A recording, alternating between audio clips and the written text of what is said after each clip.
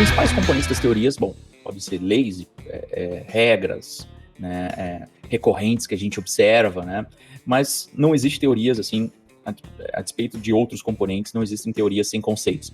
Os conceitos são os principais componentes das teorias, tá? E eles, como eu disse, tentam dar sentido ao mundo. Eles diferenciam as coisas, eles caracterizam as coisas, eles têm o sentido do termo, né, em si, ou seja, o significado que a gente dá ao termo e a aplicação que a gente dá a esse termo à realidade, a referência que a gente dá à realidade. É o que o Giovanni Sartori chama de intenção, né, do ponto de vista da intencionalidade, né, do termo, e extensão, do ponto de vista ao que se aplica aquele conceito. Então, vamos dizer assim, um conceito de netbook, que é algo que vocês nunca pegaram na vida de vocês, um netbook, que era a grande promessa, né, uns 15 anos atrás, de ser a revolução da tecnologia, que eram uns notebooks bem pequenininhos, assim, as pessoas tinham que afinar os seus dedos, assim, eu acho, para conseguir usar aquele negócio. Então, isso durou, sei lá, 5 anos no máximo, e aí os notebooks voltaram a ter os tamanhos mais regulares, as pessoas tiveram que começar a utilizar mais os seus oftalmologistas, a utilizar mais óculos por causa do tamanho daquele negócio. Eu acho que isso vai acontecer um bocado também com os nossos smartphones, quando a gente substitui o smartphone, né, a tela que a gente geralmente utilizava no nosso dia a dia de computador. Então, isso produz alguns problemas.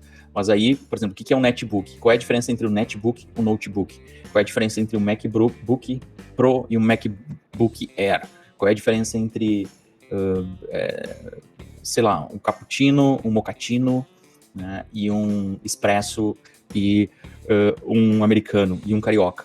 Tá? São conceitos que vão dar sentido para a gente compreender o mundo. Ele vai ter uma definição, então, carioca é um café passado com uma dose de 140, eu acho, ml, né, de água. Então, isso é a minha definição, né, do termo. Eu posso dizer, então, que um café carioca é um café que está no meio termo entre um café fraco e um café de tipo expresso forte, ou um café adocicado lá do tipo cappuccino e um café de tipo forte como expresso. Agora, então isso é o termo. Agora, do ponto de vista do universo de cafés, eu consigo identificar, então, que aqueles ali são carioca, que aqueles ali são expresso. Numa máquina eu consigo dizer que uma coisa é outra. Então, os conceitos, eles conseguem identificar, eles conseguem classificar experiências. Eles conseguem também, muitas vezes, ser mais abstratos do que, sei lá, cappuccino ou americano. Você tem um conceito de amor, um conceito de dor, você tem um conceito de felicidade, abstrações muito imperfeitas, né? E que tem um universo de definição. Então, eu posso dizer que felicidade é o caminho, ou felicidade é o dinheiro, ou felicidade é o empoderamento social. Tá? Então, definições específicas vão impactar naquelas possibilidades empíricas de que eu vou chamar de felicidade ou não. Então, no momento que eu verifiquei que sei lá, há um resultado social de maior igualdade, de maior inclusão, isso me levou à felicidade. Então, eu consigo ver no mundo real as possibilidades, os conteúdos e as variações. Outros momentos em que há mais desigualdade, se eu atribuo a felicidade, né, a definição de que é a consequência da inclusão e da igualdade social, eu vou perceber momentos de maior ou menor felicidade em mim.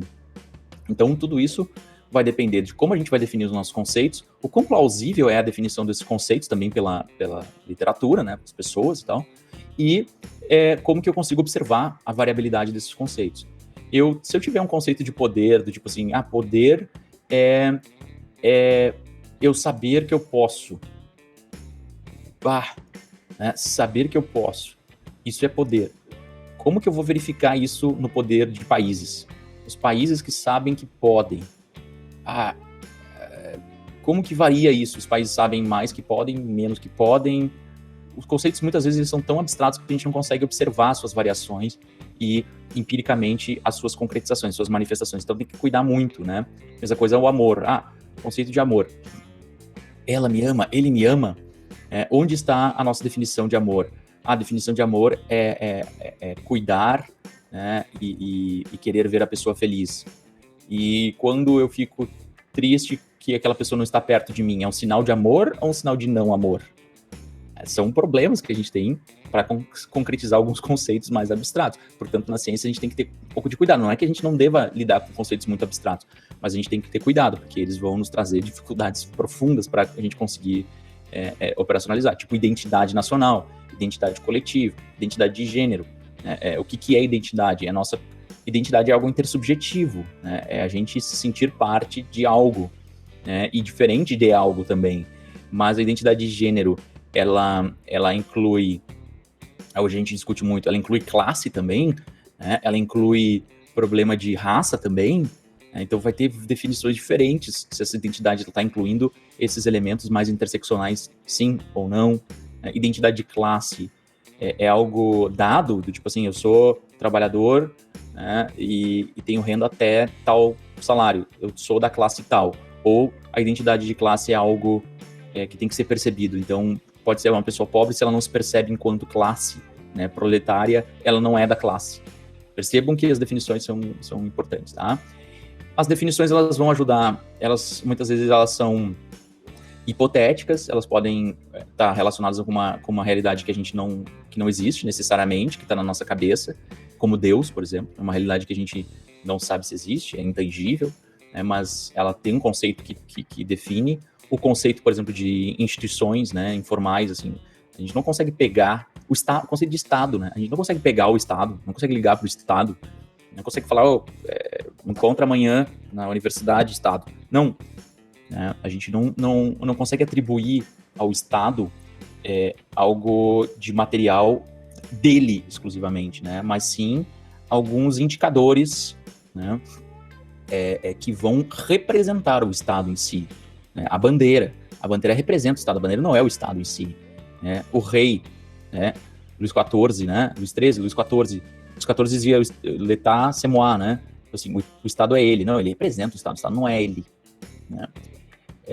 O hino, os militares são o Estado? Não, eles são uma elite que representa uma burocracia do Estado. Então, o Estado em si, a gente não consegue ter qualquer tipo de referência que seja o Estado em si. Eles são sempre referências a alguma coisa que é abstrata, que a gente não consegue dar uma indicação direta do que é esse conceito. Tá? Os conceitos também são funcionais, de todo modo eles vão ajudar a gente a organizar o nosso conhecimento e eles vão ser interpretados de acordo com as nossas experiências.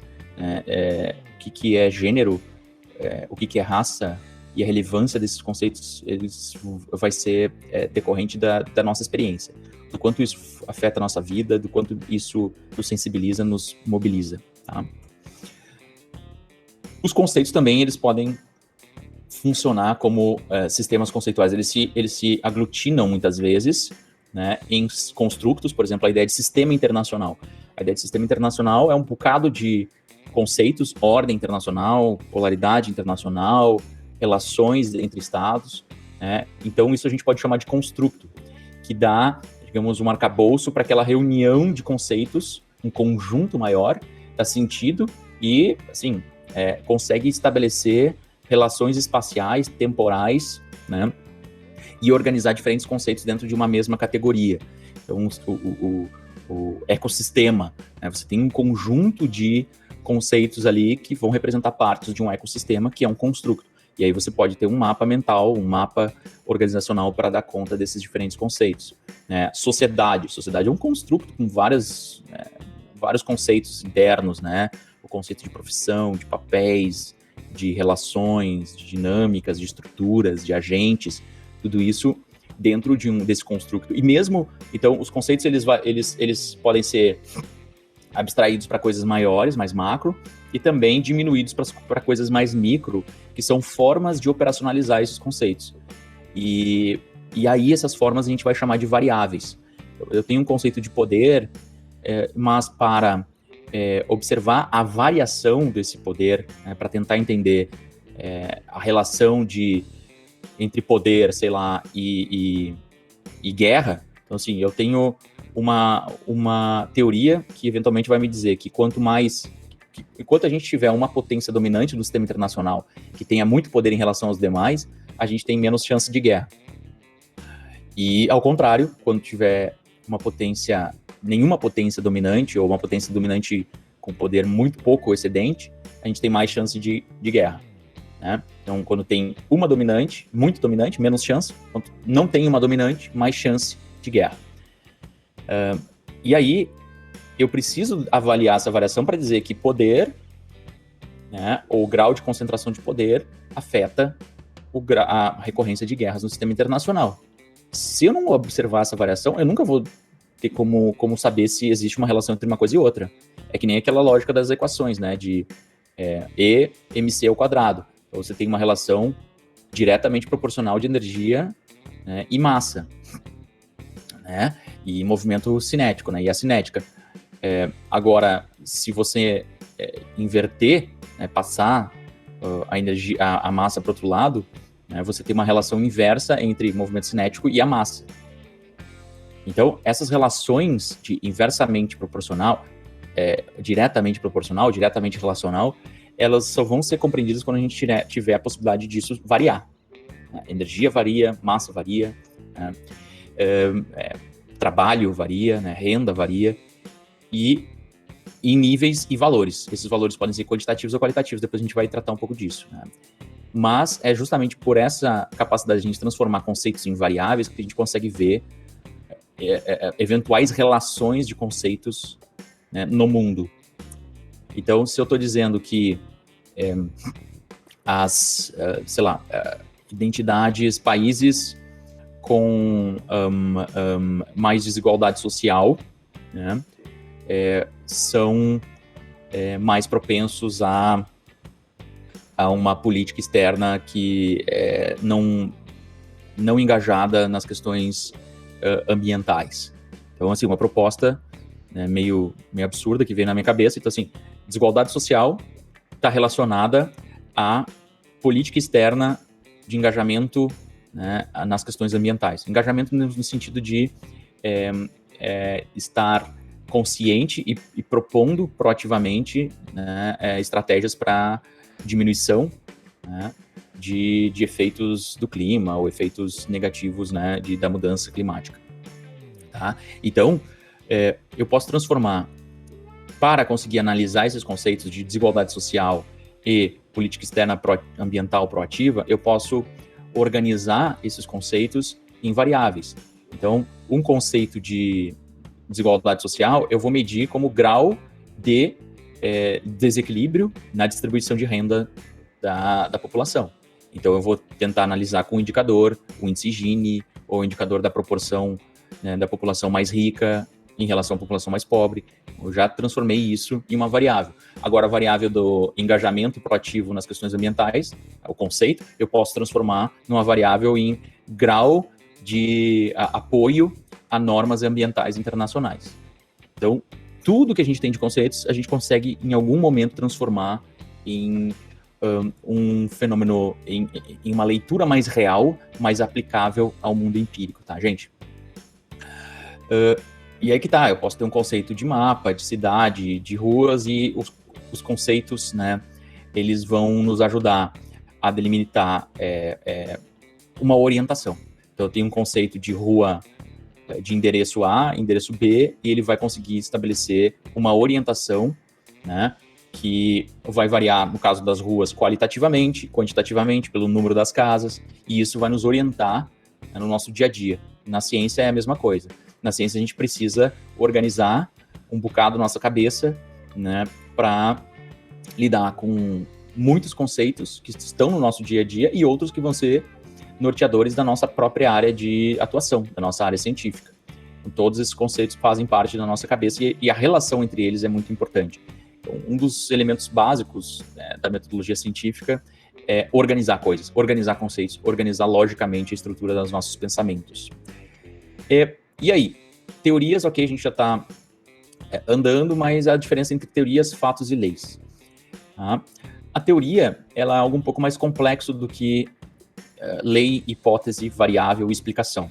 Tá? A lei é um fenômeno que a gente vê, né, na natureza. Então, existe uma relação regular entre, sei lá, democracias e a não ocorrência de guerras entre elas. Então, a gente poderia dizer que isso é recorrente, é regular, até por uma análise indutiva, a gente poderia dizer. Então, é recorrente, sei lá, países que têm regimes autoritários com uma política externa não proativa ou reacionária em relação às mudanças ambientais ou ao engajamento ambiental. Se a gente vê regularmente isso acontecer, a gente tem talvez uma ideia de lei, né? Muito embora a lei ela seja muito assim, passível de ocorrer nas ciências naturais, nas ciências exatas.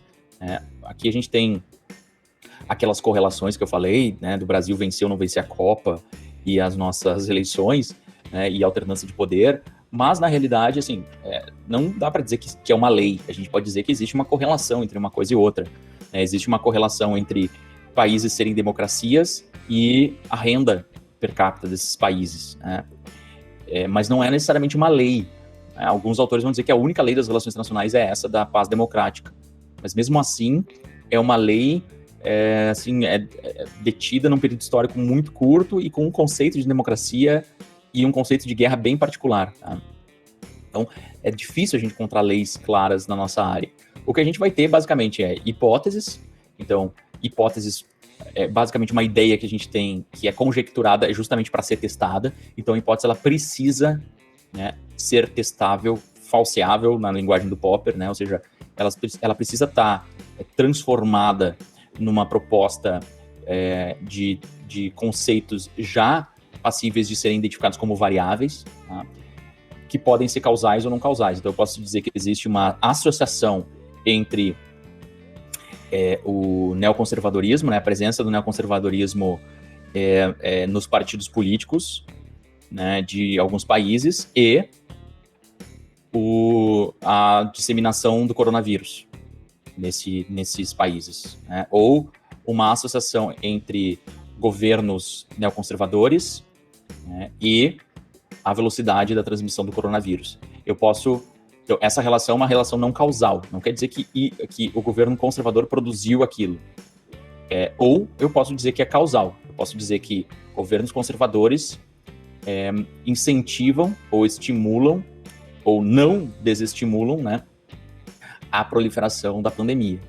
Então, pode ser causal, uma coisa levando a outra, ou não causal, que é apenas uma relação, uma correlação, uma associação.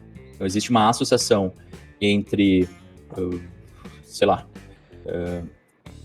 crises nos clubes do Rio Grande do Sul e a contratação do Celso Roth, ou do Abel Braga. No caso, especificamente do Inter, né, nesse último. Mas no Grêmio e Inter, na dupla Grenal, Celso Roth.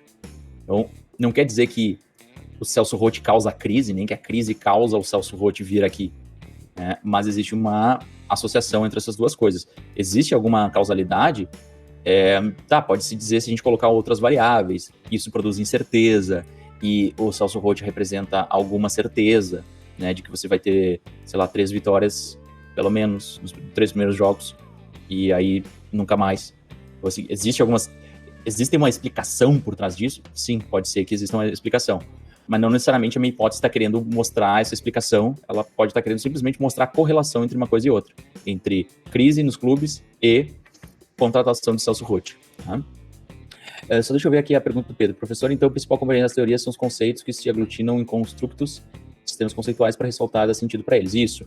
Não necessariamente você vai precisar no seu trabalho organizar esses conceitos em construtos. Geralmente, os conceitos eles podem ser organizados em construtos. Pode ser algo que você não queira fazer. Assim,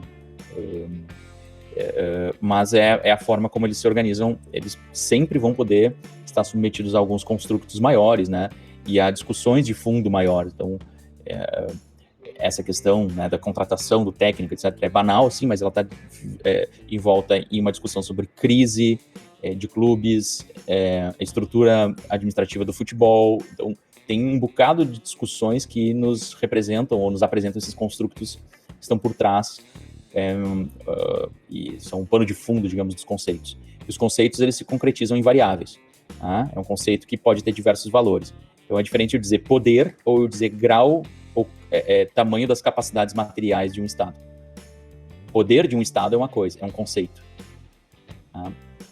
Agora, o grau ou a quantidade de capacidades materiais de um Estado pode ser uma variável que tenta refletir aquele conceito de poder que eu estou dizendo.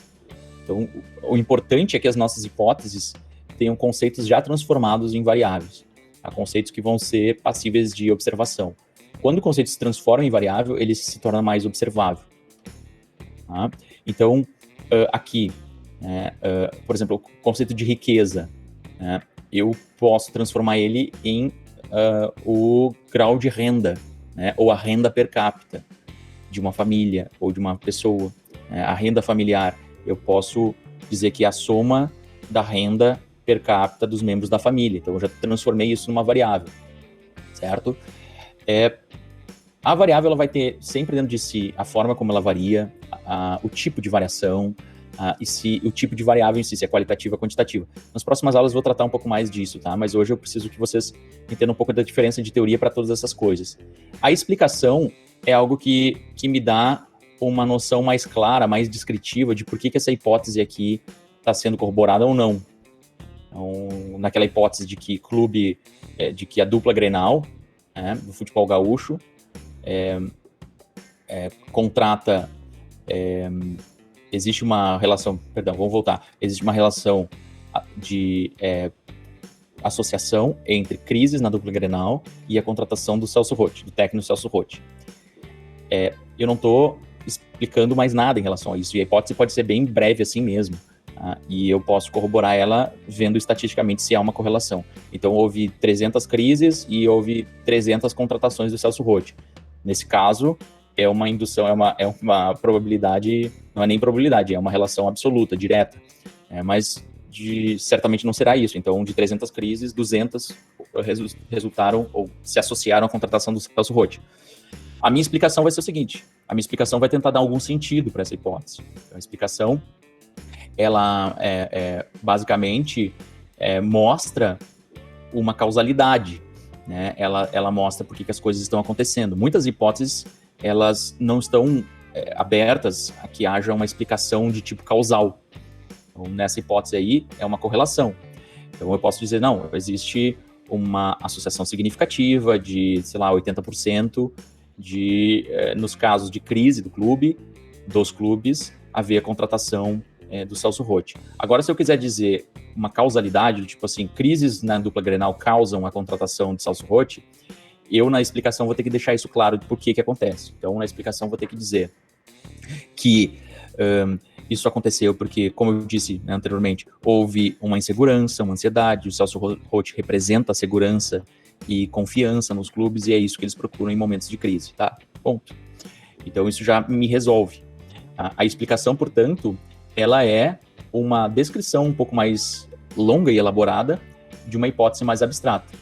Eu posso dizer, por exemplo, que governos autoritários são expansionistas do ponto de vista da política externa e produzem guerras centrais. A minha explicação pode ser o seguinte, governos autoritários ou totalitários, como governos nazifascistas ou comunistas, tendem a se utilizar de uma política externa expansionista para garantir a sua legitimidade interna. Isso aconteceu no caso, por exemplo, da Alemanha, na Primeira e na Segunda Guerra Mundial, sobretudo na Segunda Guerra Mundial. Então, aqui a minha explicação, ela deixa mais claro, inclusive, ela pode se utilizar dos fatos para comprovar o que eu estou tentando testar. E a teoria, então, ela vai ser o conjunto disso aqui. Tá? A teoria, ela não precisa ter necessariamente leis, mas ela pode ser um conjunto de hipóteses, e as hipóteses vão ser um conjunto de conceitos e variáveis, e ela tem, geralmente, uma perspectiva explicativa para o mundo, ou seja, envolve uma relação entre variáveis que seja causal, de uma coisa levando a outra. Tá? Demonstra as causas de um fenômeno, um conjunto de fenômenos. Essa é a visão mais corrente de teoria, embora outras visões vão levar em consideração que teorias também envolvem uma visão mais frouxa, assim, de compreensão, né, e também normatividade. Então, mas o mínimo, que a gente tem hoje é que a teoria ela é um conjunto de hipóteses e de explicações que demonstram relações de causa e efeito de um fenômeno. Essa é a visão do Stefan Van Everen, ou seja, teorias em essência, elas são formas, né, de manifestação de esquemas de relação entre variáveis. E aqui o Steven Van Everen mostra, né, que geralmente uma teoria ela vai ter uma variável independente, que é uma variável causa, relacionando-se com uma variável dependente, que é uma variável causadora, né, ou causada. E um bocado de outras variáveis aqui no meio. Então eu vou dizer que crise dos clubes da dupla Grenal causa contratação do Celso Roth. Mas isso intermediado pela instabilidade, incerteza e eventualmente até por uma outra variável aqui, que é a busca de segurança, né? A busca de uma solução segura para o momento. Então, assim, existe uma relação causal, né? E essa relação, a complexidade dessa relação é que a gente chama de teorias. A gente poderia dividir essa teoria em hipóteses de que isso aqui causa isso aqui causa isso, e isso aqui causa isto. Tá? Então, é um conjunto de hipóteses. E as hipóteses, elas podem ter várias variáveis que cumprem diferentes funções. Aqui são variáveis, duas variáveis intervenientes. Aqui é quando você tem dois caminhos de resultados, em que A leva ao B, ou por meio do F, ou A leva ao B por meio de Q e R. Ou seja, eu posso dizer assim que países em desenvolvimento se tornam democracias por meio de aumento da renda ou por meio de construção de partidos, multipartidarismo, e aí, na sua consequência, por meio do controle da liberdade de imprensa. E isso produz democracia. Então, são dois caminhos que eu consigo ver acontecendo nos casos que eu analiso. Tá? E aí eu vou testar para ver se realmente isso acontece. Também eventualmente vocês começam com uma causa e aí percebem que existe uma condição antecedente, uma causa antecedente a essa causa aqui. Então, eu estou dizendo que são países em desenvolvimento, e aí eu posso dizer que são países em desenvolvimento que foram, uma condição antecedente aqui, que foram vítimas de golpes militares. Então, golpes militares, né, que estão antecedendo isso, vão levar a essa relação aqui. Tá?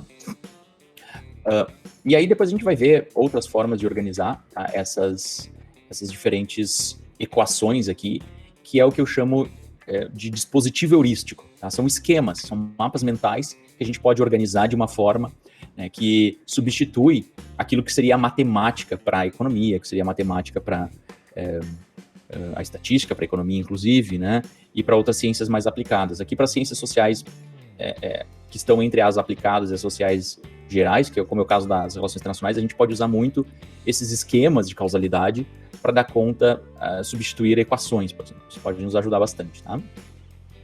Aqui é o quadrinho que tem lá no livro da Lacazzo e Marconi, que mostra justamente isso. Então você tem manifestações, né, aspectos dessas manifestações que são leis ou muitas vezes fatos sociais que produzem um sistema, né, e aí a gente dá ou recorrência, né, desse sistema.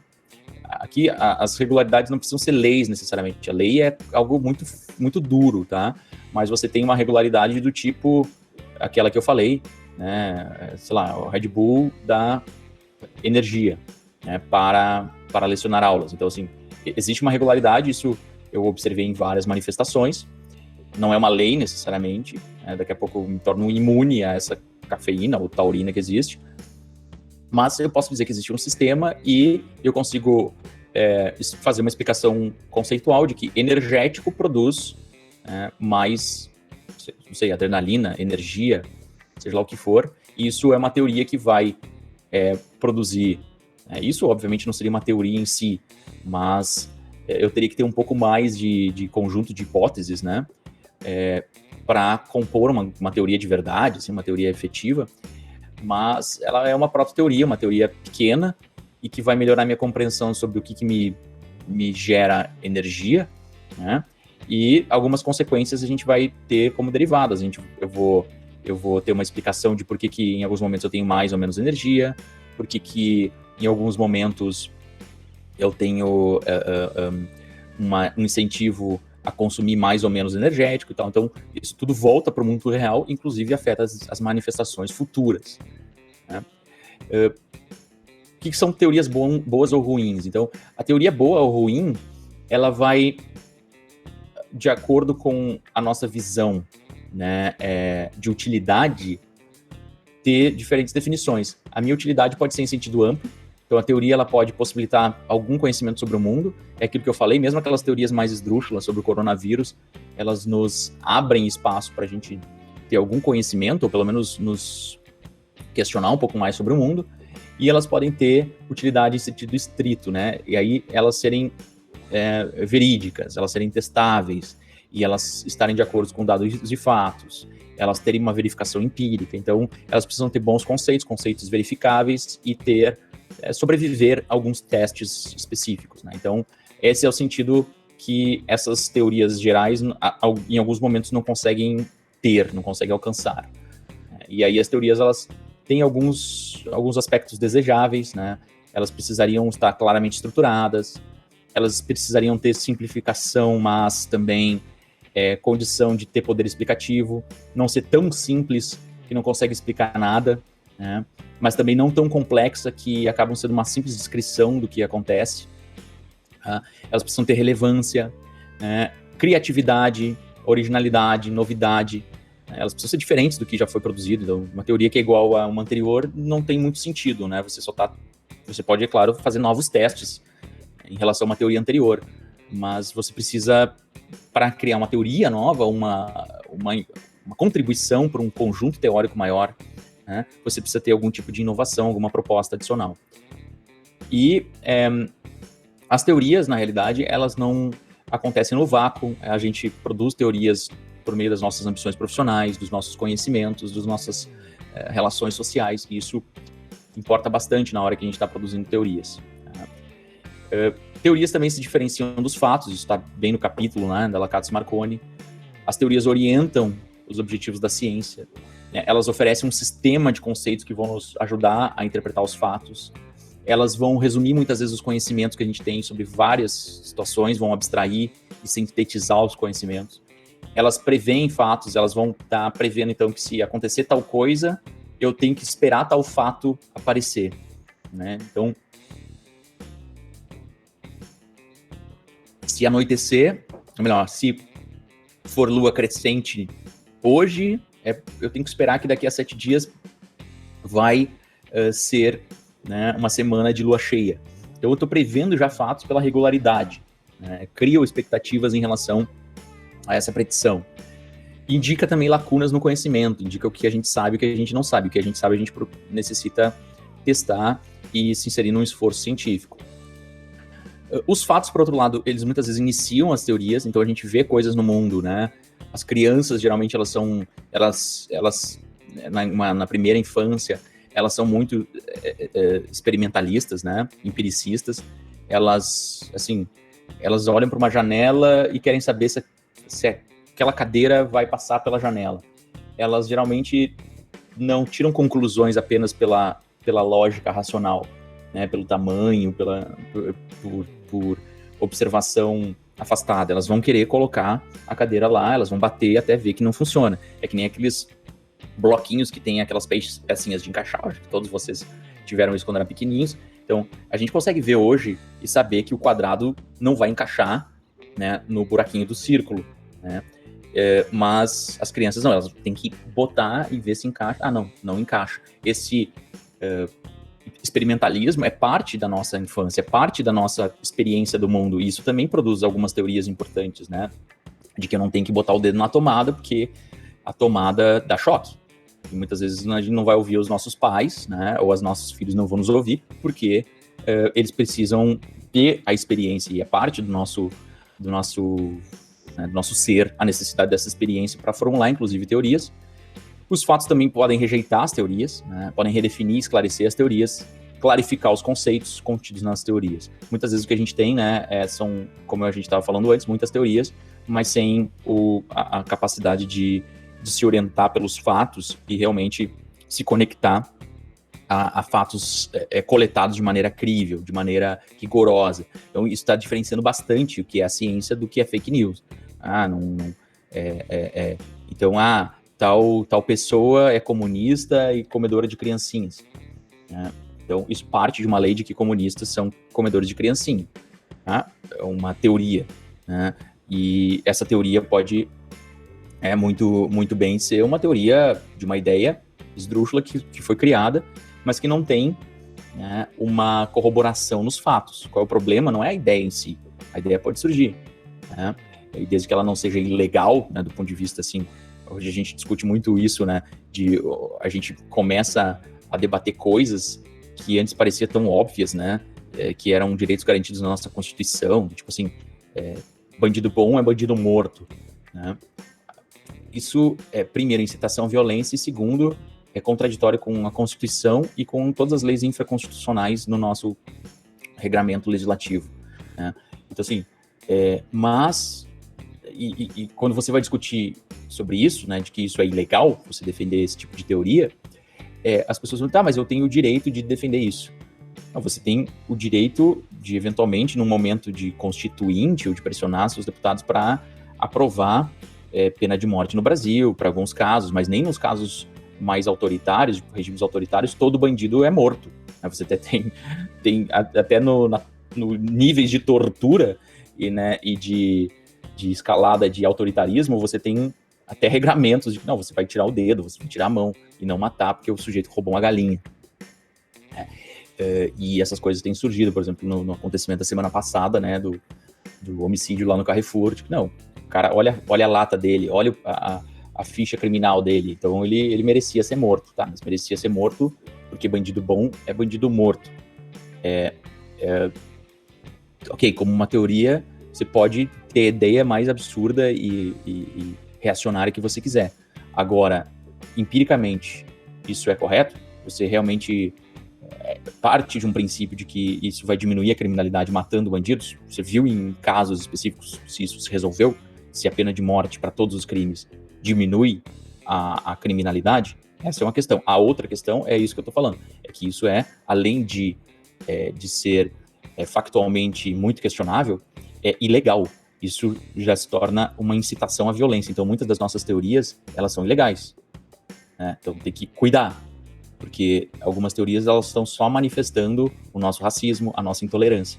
Então, isso tem que tomar uma visão de que as teorias, elas manifestam as ideias, mas a gente tem que controlar nossas ideias, né, na convivência social, na vida social, no que é humano, no que é justo e respeitoso pelas liberdades individuais das pessoas.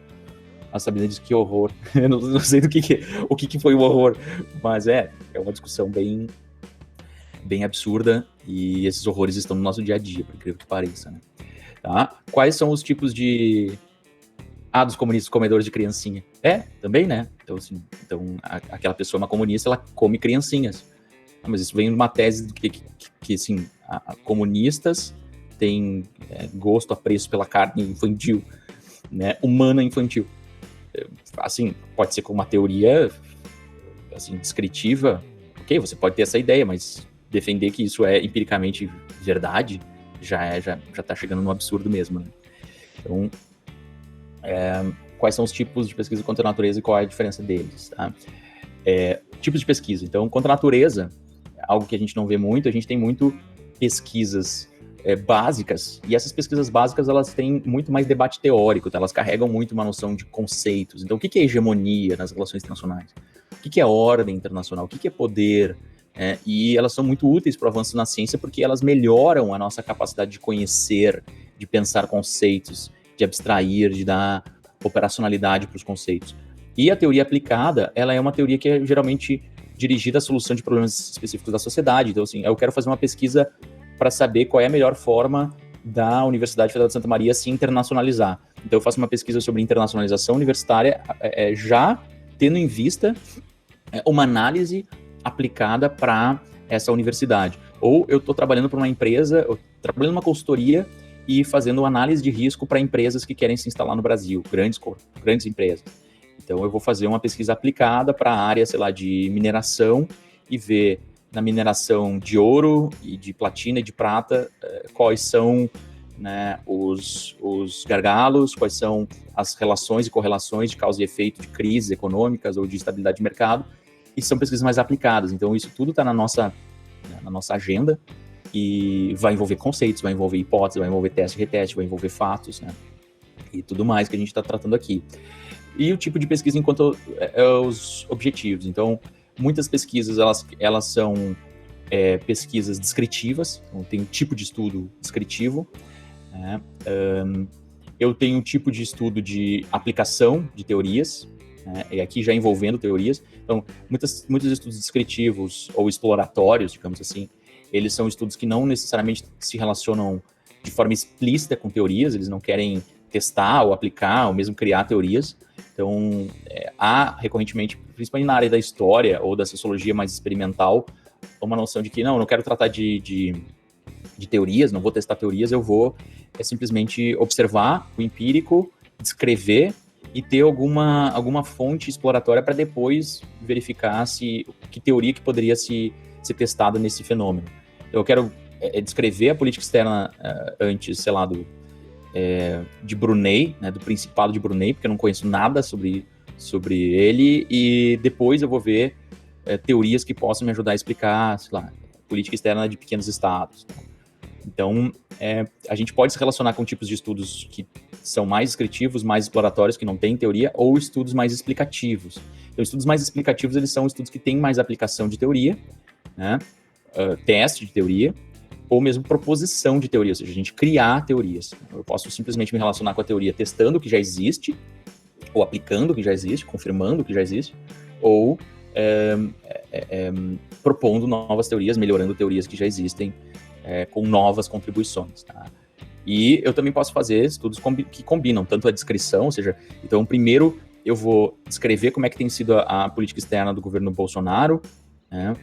E aí depois eu vou explicar por que a política externa está acontecendo dessa forma. Então eu posso combinar diferentes coisas, e todas essas formas são passíveis de serem compreendidas por exercícios heurísticos que eu vou mostrar para vocês, tá?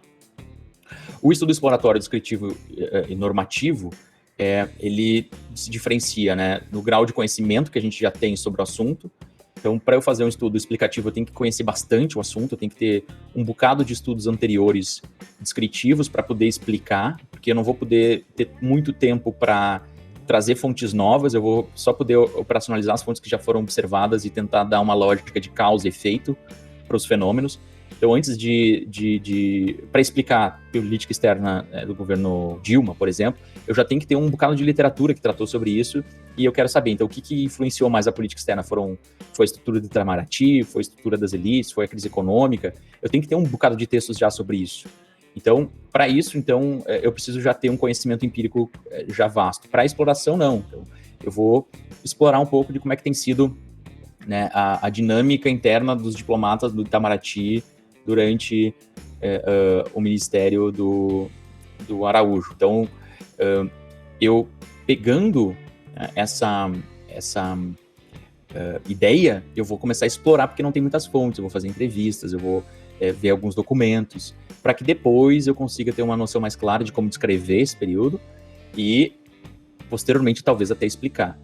E os estudos normativos, muitas vezes, você consegue fazer eles até só da filosofia, você não precisa nem ter muito amparo empírico, você toca filosofia, ideias e tal, como por exemplo, a paz democrática ou a ideia de paz republicana, né, entre repúblicas do Kant. Você não precisa ter conceitos empíricos necessariamente para produzir, você precisa ter mais teoria mesmo, mais lógica teórica. E aqui, menos teoria, tá, gente?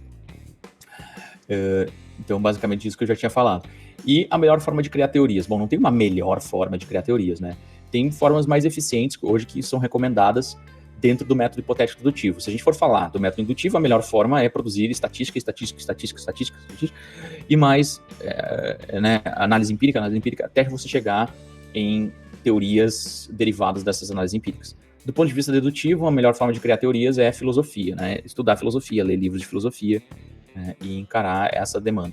No método hipotético dedutivo, que é o que a gente mais usa hoje nas relações internacionais, a melhor forma de criar teorias é você já pensar na ideia de criar teorias que vão ser testáveis, porque hipotético dedutivo, as teorias elas têm que ter uma conjectura para ser testada.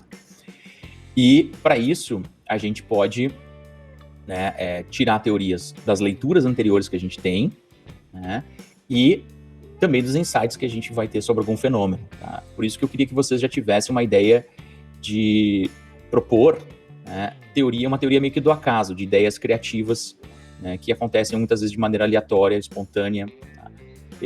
Muitas vezes a forma de propor teorias e de criar teorias surge muito mais da nossa criatividade, da nossa autoconfiança, do que do nosso conhecimento da matéria. Então, talvez seja essa uma grande diferença entre o ensino de ciências sociais no Brasil e em países desenvolvidos, né, assim, de Brasil e países em desenvolvimento, frente a países desenvolvidos, que é a ideia da autoconfiança, de você, não, eu posso criar uma teoria, eu posso dar conta, né, de criativamente sugerir alguma lógica, uma dinâmica que organiza esse fenômeno que eu tô interessado em observar. E às vezes a gente fica com receio, não, eu não posso criar teoria, será que eu posso? Será que eu tenho essas condições? E eu queria mostrar para vocês que muitas vezes vem do brainstorm, né? Vem de uma decisão pessoal de que eu posso, eu consigo. Né? Não é uma aula de autoajuda, mas envolve um pouquinho disso, sabe? Confiança de que eu consigo gerar ideias e que elas não precisam ser... A gente não pode ser muito crítico em relação aos méritos dessas ideias no início. Então, a gente vai criar ideias, a gente não precisa também se preocupar em que essas ideias vão ser fake news, não, a gente ainda tem outros passos aqui, tá? Então a gente não está criando só teorias absurdas, a gente está criando teorias absurdas para ver o quanto que elas podem se tornar científicas, tá? A gente cria essas ideias, cria assim, a partir de um fenômeno ou de um problema, eu tento entender por que ele é importante, muitas vezes eu posso conseguir também revisando a literatura para ver o que quando é mais científico mesmo, a gente vê o que as outras teorias já disseram sobre tal fenômeno, o que você poderia pensar em algo diferente, ou que fosse mais, né, plausível de explicar o mundo. E isso vem pelo brainstorm, vocês vem muitas vezes uma conversa, né, uma cerveja, uma discussão mais informal ajuda a gente a ter uma ideia mais interessante, e que a gente tenta comunicar por meio de uma frase, por meio de uma organização de desenho esquemática, né? E muitas vezes, daí aqui o quinto passo é importante, a gente comunica ela de uma maneira já direcionada para a sua avaliação. Ou seja, a gente já transforma essa teoria em algo hipotético para que seja avaliado, e não em algo determinístico, como é aquele tipo de teoria que a gente falou, né? Fake, aquela teoria que quer sustentar uma realidade inverossímil. E para isso a gente pode ter uma contribuição importante da heurística, que é, basicamente, heurística envolve, esse nome, né, é comunicação.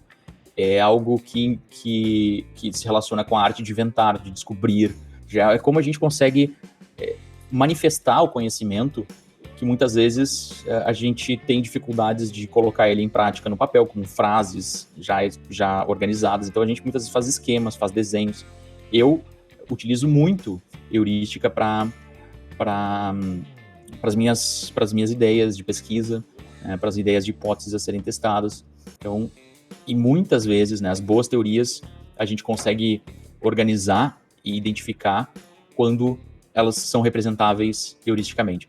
As boas teorias, elas devem ser representadas heuristicamente. Você deve conseguir dizer que A causou B, ou que A causou C, ou de que existe uma correlação entre S e A, por meio de uma organização de esquemas, seja causal, né, seja por meio de fenômenos de correlação, tá? E esses mapas mentais ajudam um bocado. Né? Vocês podem tirar isso de experiências próprias, de estudos de caso mais indutivos, de casos desviantes de teorias anteriores, de relações reversas, tipo assim, autoritarismo causa guerra, ou guerra causa o autoritarismo, né, ou democracia causa paz, ou a paz causa a democracia. Tentar tirar um pouco a cabeça daquela caixinha, né, e indo para fora da caixa, a gente tenta entender coisas do tipo, perguntas que a gente pode se fazer, né, buscar ideias na literatura popular, em romance, em filmes, listar diferentes causas plausíveis para um resultado. Então, por que os estados, por que existe uma disposição de combate diferenciado ao Covid para diferentes estados, né? E aí tentar ver listar causas que possam estar levando a essa diferenciação. E aí propor uma teoria sem muito compromisso. E essa teoria basicamente se origina com hipóteses, né? Muitas vezes a gente está preocupado também com coisas que nos mobilizam, né? Geralmente a gente se vincula a teorias que envolvem questões que nos movem enquanto seres humanos, né? Nossas paixões, são questões que envolvem o empoderamento de um grupo social no qual a gente se sente engajado, envolve um fenômeno social que a gente quer, que a gente acha muito impactante, a gente quer contribuir para o seu controle, a gente quer ter uma inserção na carreira, ou a gente tem uma curiosidade, né? O Pierre Verger aqui é muito interessante, eu gosto muito dos estudos antropológicos sobre a África, eu sou pesquisador de estudos africanos, mais na área de segurança e defesa, né? Mas também na área de sociedade, cultura. Então eu gosto muito também dos estudos de religião afro-brasileira, religiões africanas e filosofia africana. Então esse sujeito aqui, ele basicamente, ele foi tirar fotos, né, de religiões tradicionais, de manifestações de tradições de religiões tradicionais em países africanos, Benin, Togo, Nigéria, e você vê que ele foi tirar fotos e ele gostava tanto disso, mas de forma descomprometida, que ele foi iniciado pelos grandes sacerdotes africanos e sem querer, foi simplesmente indo pesquisar de uma maneira experimental, assim, de observação, tirando fotos de cunho antropológico, e aí ele basicamente escreveu as principais obras sobre religiões e mitologia africana no Brasil, e sendo fotógrafo, né, iniciando como fotógrafo, um antropólogo mais distante, e depois, junto com a prática, a experiência e a capacidade dele de decifrar alguns códigos religiosos, alguns conceitos religiosos daquelas tradições de sistemas religiosos africanos, ele juntou a profissão dele com algo que está na essência, né, no desenvolvimento do comportamento dele na sociedade. Então isso é óbvio, é natural, e coisas que nos mobilizam, né, questões de direitos humanos, questões das nações, questão da diplomacia. Então eu queria que vocês fizessem o seguinte, gente, ó. Eu queria que vocês organizassem, tá? Em um dos exercícios, depois, deixa eu ver se é isso aqui mesmo, tá? Se é isso aqui. Em um dos exercícios, né, o exercício prático que vai ser nessa aula, após o questionário, ou antes do questionário que vocês forem responder, que vocês me proponham, tá, uma proposta de teoria, tá, geral. Então, uma hipótese ou mais hipóteses que vocês querem testar nessa teoria e uma explicação prévia para por que isso está funcionando assim, por que essas coisas estão acontecendo. E, por fim, um desenho, tá, de isso levando a isso, com uma flecha. A flecha envolve causalidade, tá, e o efeito, tá, e, eventualmente, alguns mecanismos intervenientes. Então, voltando como exemplo, a minha teoria pode ser de que a religiosidade interfere na capacidade, no desempenho acadêmico de estudantes. Tá? E aí eu tenho algumas hipóteses. A minha hipótese de que o número de orações em semanas de prova é diretamente proporcional à nota da prova, né? A sucesso na prova. Pode ser de algo que ainda não aconteceu, com certeza. Eu posso também dizer que o número de velas acesas também é proporcional à nota da prova. Eu posso dizer que também, ao contrário, que o número de orações é inversamente proporcional à nota da prova. E aí isso vai variar a minha explicação. Se eu disser que existe uma relação diretamente proporcional à nota da prova, quer dizer que as orações podem estar melhorando a minha capacidade ou minha sorte na prova. Pode ser uma da explicação, ou pode ser uma explicação mais materialista, do tipo assim, as orações simplesmente demonstram que eu estou mais comprometido, preocupado com a prova, o que me gera, então, preocupação, gera estudo, né? Gera também orações e, como resultado, sucesso na prova. Ou na relação invertida, como eu disse, orações vão levar a perda de tempo, né, e desvio de atividades, então não vou estudar, vou ficar rezando, e uma consequência de mau desempenho na prova. Então, isso tudo a partir de uma teoria de que a religiosidade, o comportamento religioso, afeta no desempenho acadêmico. Entenderam? Do mais abstrato até o mais concreto. Do mais sucinto ao mais descritivo, mais longo. E aqui vocês conseguem desenhar uma lógica de qualquer teoria. Pode ser absurda, pode ser uma teoria que seja, sei lá, do mundo metafísico, pode ser de um universo paralelo, ficcional, não tem importância, pode não ter acontecido. O mecanismo interveniente pode ser algo bem específico também, então o que vocês quiserem. Desde que a teoria ela envolva uma abstração que não seja no caso específico, né? Então, eu estou tratando da política externa, né? Eu percebo a política externa brasileira no período do governo de direita, é uma política externa alinhada, né, aos Estados Unidos ou à potência hegemônica. A minha teoria mais abstrata em relação a essa hipótese mais específica pode ser que governos conservadores alinham-se a hegemonas. Tá? Então não tem a ver com o Brasil a teoria em si, porque ela é mais genérica, ela pode ser testada em vários casos, tá? Mas pode ser específica. O mecanismo é o interveniente, aquilo que algumas teorias podem ter o mecanismo interveniente, outras podem ser só causa e efeito. Então, A leva a B. O mecanismo interveniente é que é causado pela causa e reproduz o efeito, né, que gera o efeito. Então, eu poderia dizer que crises econômicas levam à ascensão de governos autoritários que levam à política externa expansionista ou violenta.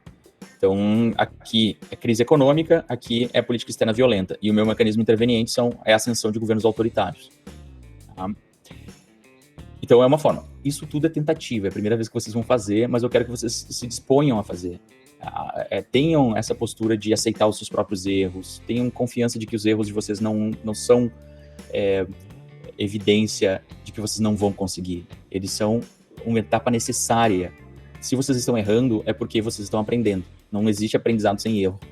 Então, errem o quanto vocês puderem, não tenham medo de errar, porque só assim vocês vão conseguir se valer da criatividade de vocês e da manifestação dessa criatividade para colocar dentro de uma organização científica, e isso pode ser levado para o resto da carreira de vocês, né, para ter ideias fora da caixa, mas que depois elas sejam aplicáveis, organizadas de uma forma a serem utilizadas para o conhecimento científico, um conhecimento coerente, tá? Explicação são a mesma coisa? Não, a explicação, ela pode ser só causa e efeito, tá, Sabrina? E o mecanismo interveniente é como se fosse a variável interveniente. Se entre a causa e efeito tiver mais variáveis, tipo assim, eu tomo, posso dizer, a minha... Deixa eu pensar uma coisa. Férias... Peraí, carnaval... o carnaval atrasado leva a crises econômicas, tá? Em diferentes países. Então, assim, carnaval atrasado é uma causa e o efeito, crises econômicas. Então, carnaval ocorrendo em março vai levar a crises econômicas naquele ano. Fica estranha essa teoria se a gente não tiver uma explicação que contenha mecanismo interveniente. A explicação não precisa ter necessariamente mecanismo interveniente se você conseguir dar conta de demonstrar causa e efeito sem esse mecanismo interveniente, do tipo energético e energia. Né? Agora, carnaval e crise econômica é meio estranho, né? Então a gente poderia dizer que o carnaval fora de época, o carnaval atrasado, leva o atraso na organização das atividades econômicas anuais. E por isso você tem mais chance, né, de ter menor crescimento econômico, por exemplo. Então, existe um mecanismo interveniente, uma variável interveniente aqui, que é fundamental para a gente entender a situação. Você não precisa ter necessariamente esse mecanismo, essa variável interveniente. Mas, se ela for essencial para entender a situação, é importante que você coloque. Senão, não precisa colocar. E aí, na aula que vem, eu vou mostrar um pouco mais que se trata realmente a variável interveniente.